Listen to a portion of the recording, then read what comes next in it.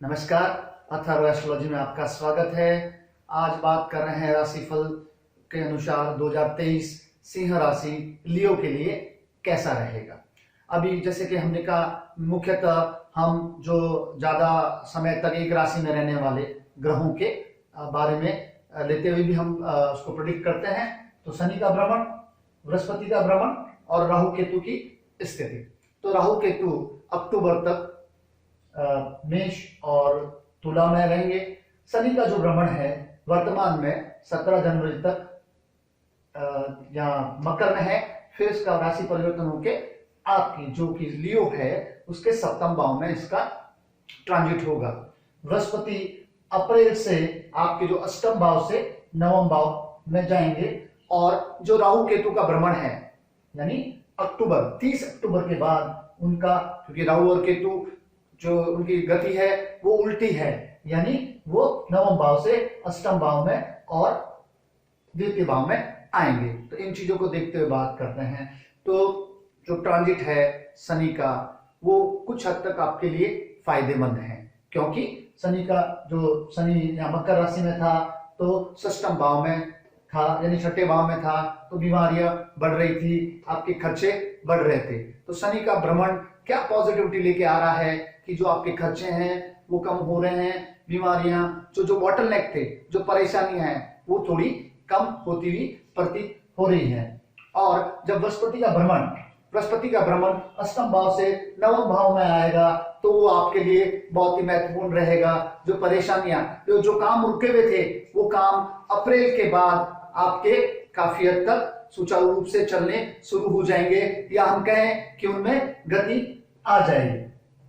जब राहु का भ्रमण अक्टूबर यानी 30 अक्टूबर के बाद अष्टम भाव में होगा तब आपको अपने स्वास्थ्य का ध्यान रखना पड़ेगा, क्योंकि अचानक ही अक्टूबर के बाद या हम कहे लास्ट के जो दो महीने रहेंगे उसमें आपको ध्यान रखना है। क्योंकि जब राहु का भ्रमण इधर होगा यानी नवम भाव से अष्टम भाव में, तो उसी समय केतु का आएगा, तो हमें ध्यान रखना है, क्योंकि फिर 2 और 8 में आपके केतु और राहु आ जाएंगे दूसरे भाव और अष्टम भाव में। तो आपको ये ध्यान रखना होगा कि वाणी पे संयम रखना होगा, साथ ही दुर्घटना चोट होने की भी संभावनाएं रहती है, तो उस समय आप ध्यान रहे। और दूसरा, अष्टम भाव में राहु आने से आपके द्वादश भाव में भी उसकी दृष्टि रहेगी।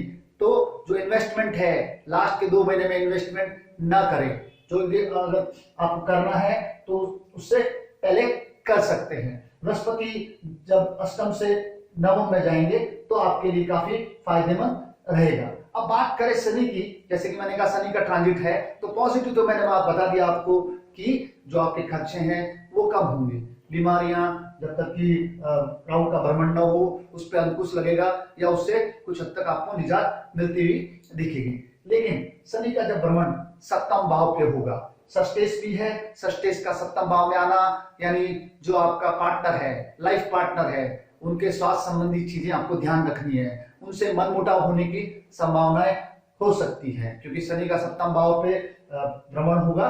तो सप्तम भाव भार्या भाव है, पति या पत्नी का है। हाँ, साथ में जैसे कि हम बोलते हैं पार्टनर, तो जो लाइफ पार्टनर है उसके साथ साथ जो आपके पार्टनरशिप है उसमें भी परेशानियां आ सकती है। तो शनि के सप्तम भाव में होने से आपको ध्यान रखना है। शनि जब सप्तम भाव में होंगे दृष्टि पड़ेगी, तृतीय दृष्टि पड़ेगी नवम भाव पर, उसके साथ साथ ही चतुर्थ भाव पर। हाँ, तो अगर आप कुछ रिनोवेशन अगर कराना चाहते हैं, अपने घर में पुराना चीजें हैं उनको बदलना चाहते हैं, रिनोवेशन करना चाहते हैं, तो आप कर सकते हैं। तो ओवरऑल अगर हम देखें पूरा वर्ष पर्यंत, तो बृहस्पति का जो ट्रांजिट है वो आपके लिए काफी फायदेमंद होने वाला है।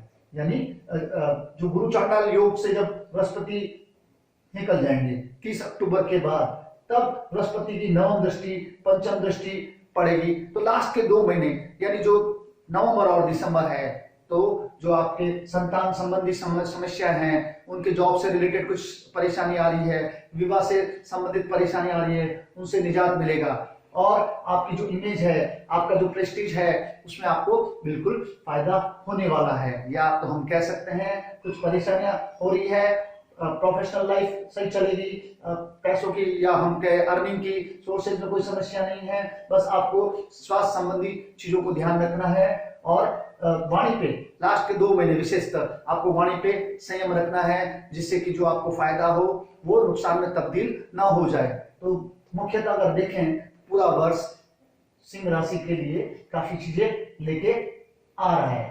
अभी तक आपने मेरा चैनल सब्सक्राइब नहीं किया है तो सब्सक्राइब कीजिए, वीडियो को लाइक कीजिए, शेयर कीजिए, जिससे कि ये काफी सारे लोगों के पास जा सके और हर कोई इससे लाभान्वित हो सके। नमस्कार।